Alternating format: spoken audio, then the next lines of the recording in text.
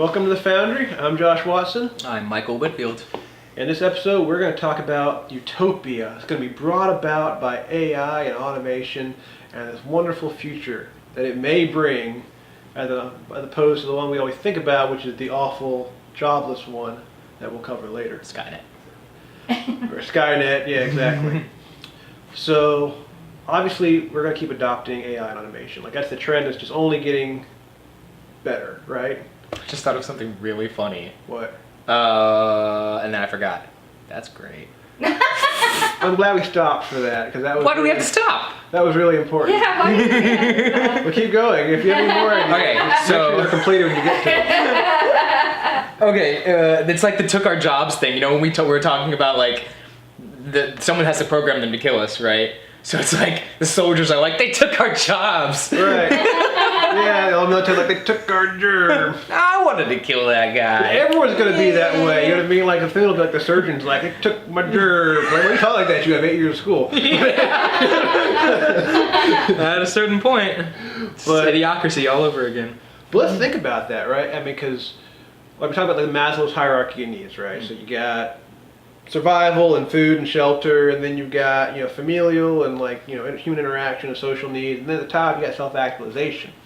I mean, for the majority of human history, right? It's always been we're down here just trying to survive and eat and all that kind of stuff.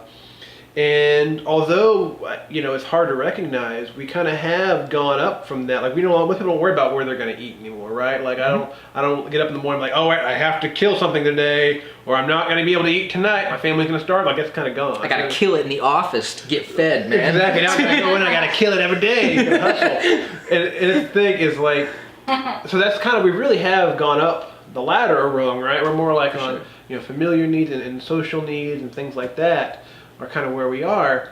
And what got us there was the last time that we killed a whole bunch of jobs, right? It was the Industrial Revolution where we offset a bunch of people's jobs and automated a bunch of things, and we created basically, we took agriculture, which was 70% of all jobs, and we got rid of them all. Only 1% of the people now actually work in agriculture. So we killed 69% of the jobs, but what we got back from that was a steady food supply, fairly steady food supply, at least in the first and second world. We got healthier, cleaner food, more or less. Less chance of getting dysentery or something strange like that, or getting eating bad pig meat and or bad pork. Yeah. Didn't have to drink beer with every meal to make sure you didn't get cholera. Exactly. You didn't Well, that sounds like a beautiful world. now you don't have to get plastered by noon if you want to. Yeah. Right. And so You couldn't even get plastered back then though, because your tolerance was like through the roof. Right. Well, think about that now, though. I mean, that was like the world of what 200 years ago, right? Like that was it. Like everyone worked, in agriculture for the most part, and you had to drink beer all day because the water was undrinkable. So yeah, we had the downsides, obviously, of industrialization, mechanization, less jobs in a particular field, but environmental impact.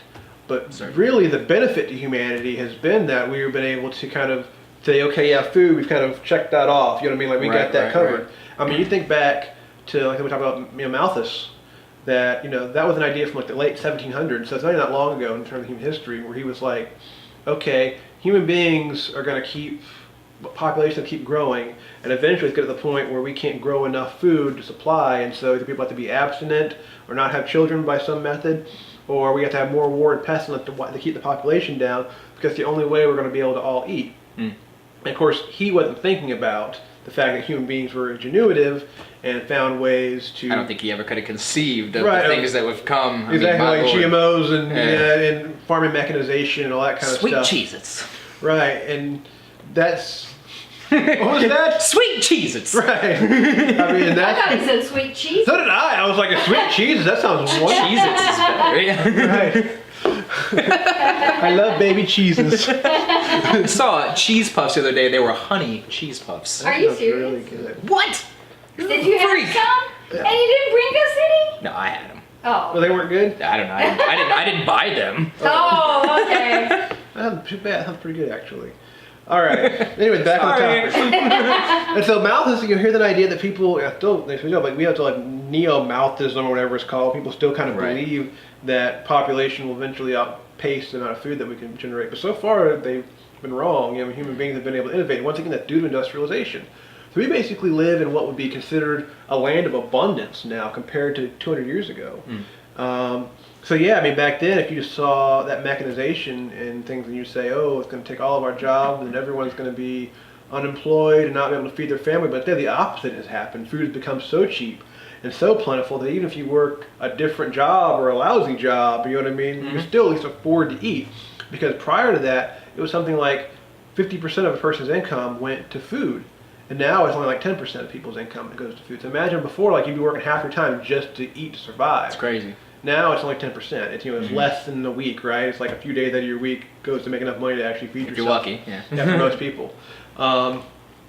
So you just got to think about that for a second then. I mean, because even when I was broke, like when I was in college and making a minimum wage, like you were never worried about actually eating. Right, because you're like, okay, it's not going to be the best food. Right. But, I'll get my Ramen noodles, man. ramen, coquinos, Rice and dollar, beans, man. dollar burgers, yeah, and rice. But like, you never were like, I'm going to starve to death, though. You're just like, it's not going to be the best, but, it's going to be filling. Might have to go to mom's house and steal some of their food. I remember when I was broke, man, I had a $2 a day food budget. It's about the same I was, yeah. Yeah, Not so even it 2 was weeks like- ago, so Yeah. get out of here, buddy.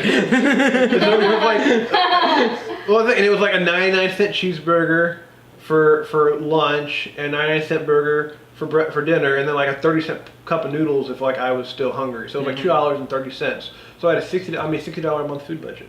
Now back when I was it's like you can eat on very little money thanks to mechanization and abundance and automation. Sure.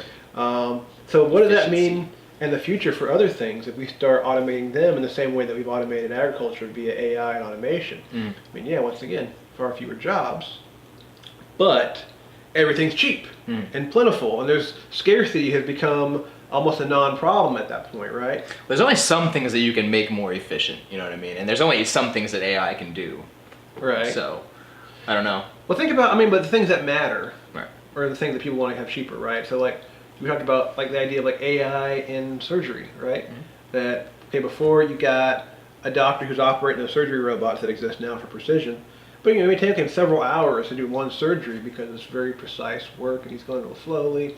What happens when you have, AI basically watched a bajillion surgeries and the exact movements and things that happen and learns how to operate the robot itself. When the robot's mechanized, you lay there and the robot does the work, and that surgeon's still there to override in case thing goes haywire and start slicing you to bits or something. But, at the end of the day, you have one doctor watching 4 surgeries an hour rather than one doctor performing one surgery every 3 hours. The cost of performing that surgery is now 1/12 of what it is today.